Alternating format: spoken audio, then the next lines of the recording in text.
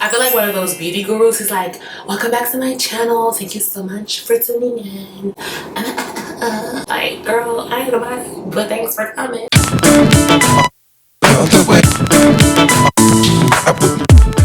What's up, everybody? It's Ariel. Thank you so much for tuning back into LF2 City. I really appreciate your patronage. Now, I've been a long-time lover of social media, even though I'm not that big of a fan of what a lot of people would consider mainstream media. I think that it does a lot to help us stay connected to one another. It promotes community, unity, and it keeps a lot of people informed when they otherwise wouldn't.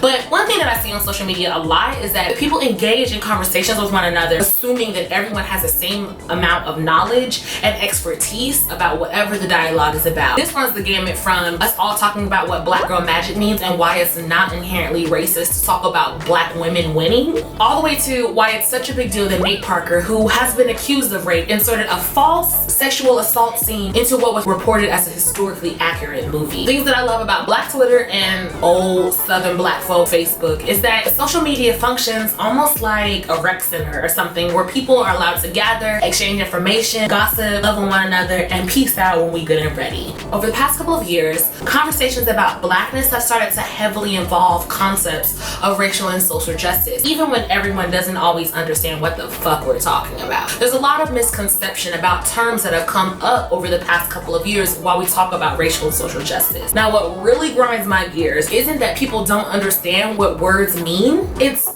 really that people refuse to accept that words mean things, especially people who hold a specific amount of systemically supported racial bias. I'm looking at you, Caucasians. Also, y'all's president loves using social media to talk about shit that don't exist, who has decided that words that used to mean things no longer mean things. If anyone out there is wondering why words mean things, how those words impact real people, instead of having a long rant video about all the ways that white people have me fucked up this week, today I'm in a good mood. The sun is shining in San Francisco. My hairstyle is pretty cute. And so I thought I'd do everyone a favor and break it down a little bit further. So today I present the ABCs of social justice. A is for alt-right, as in white supremacists, as in Nazis, as in, no, you can't rename racism and white supremacy and think that we're all gonna forget the legacy of slaughter, genocide, and persecution your people have enacted for the past 400 years on this continent. B is for blackness, or anti-blackness. Follow me for a second. White supremacy and inherently racism depend upon anti-blackness to sustain itself. If white supremacy purports that white people are superior to people of color, then those people's inferiority can only exacerbate the closer their proximity to blackness. Because in both culture and in color, blackness exists almost in complete antithesis to whiteness and its caucastic bullshit. Now, think of white supremacy as a great fucked up machine. That machine's most central and predominant cog is anti-blackness. If that cog disappears, the entire machine ceases to function, which means that the persecution of blackness is enacted on not only our bodies, but anything throughout social and popular culture that bears the mark of Afro-diasporic influence. C is for cultural appropriation. Now, unless you've been living in the middle of an ocean under a rock in Bikini Bottom, sometime in 2016, you heard the term cultural appropriation, probably pointed at somebody in the Jenner or Kardashian family, or when somebody white started talking about hip hop. Most people hear the term cultural appropriation and get scared that we're gonna jack them for their imported bendies or handmade headdresses just before they head out to Coachella. Nah, girl. The true issue with cultural appropriation is that people with privilege, specifically white privilege, get to define what and when it's appropriate for other cultures to participate in dominant culture. When our music, style, beliefs, cultural practices, and music are trending, everything's good, we're accepted. But the agency of when to employ or not employ our cultural relics is not up to us, but to people in positions of power. And usually that happens at the detriment of those communities offering up the very things that have become a part of dominant culture. For example, dreadlocks have become all the rage for disgusting hippies who shower once a year, or for people who consider themselves a part of punk culture. But black people who rock hair like mine still can go into most established businesses and be turned away from a job because they're seen as lazy, criminal, or a variety of other stereotypes that only apply to black people who have chosen to lock their hair. Does that make sense? Okay. D is for discrimination. D could also be for dumbass because some people refuse to learn the difference between racism, prejudice, bias, and discrimination, and instead continue to aggressively assert that these 4 different words mean the same thing. Let's talk about that. While prejudice is an unjustifiable, typically negative idea that a people with privilege or power have toward a disadvantaged group, discrimination is behaving unjustly or cruelly towards those people because of your preconceived notions. Racism, not the same as discrimination, is in fact people with power using privilege, prejudice, and discrimination to systemically oppress and marginalize the groups that they have negative ideas about. These are typically reinforced by stereotypes that are in play throughout systems and institutions. Okay? So again, prejudice, bad thoughts toward disadvantaged groups, discrimination, acting out those bad thoughts like an asshole, racism, people collectively in power using those thoughts and those actions systemically to oppress and marginalize people that they don't give no fucks about because they're assholes. Great. E is for equity. A lot of people assume that equity and equality are the same thing because they got the same letters, kind of, and they sound alike, and America's piss poor public education schools have taught us no better. While equality refers to an instance where everyone receives the same amount of resources, access, privilege, and wealth, equity takes into account the specific needs of individuals, groups, and peoples. F is for 45, as in your president, the hot Cheeto who sits in the Oval Office doing fuck shit. F could also be for fuck shit. That's a whole nother alphabet entirely. I think that we all need to have a moment of silence for the major fuck shit 45 is pushing us so far, and for the gigantic wave of resistance coming his way. Let us pray.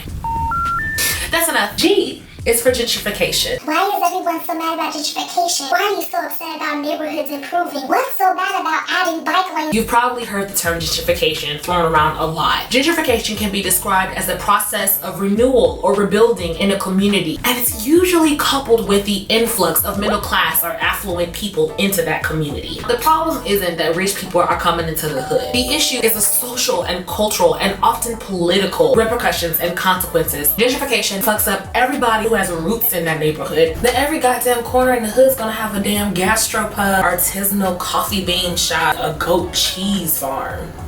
Like, what's wrong with you pushing a stroller in front of the fucking Bush's house? What? Privilege got y'all so blind that y'all can't even see what environment you're in. Get out my hood.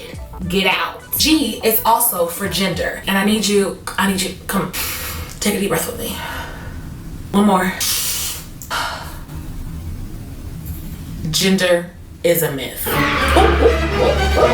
Calm down. When you're asked to indicate your gender and your options are male or female, they're not asking you your gender, boo. The thing about sex and why it ain't gender, there's so many other markers for sex that exist outside of genitalia that doctors and scientists combined continue to ignore because it falls outside of what a lot of people like to call the gender binary, which is use a boy or use a girl. Not only is this culturally incorrect, but it's scientifically incorrect, sis. Like, now gender, my good man, is the socially constructed concept of masculinity or femininity. Traditionally, this aligns with your sex that was assigned at birth. For example, men are males, women are female, but this isn't always true. There's a whole bunch of gender bending, non-gender conforming, transgender, and even genderqueer people living and thriving in this world.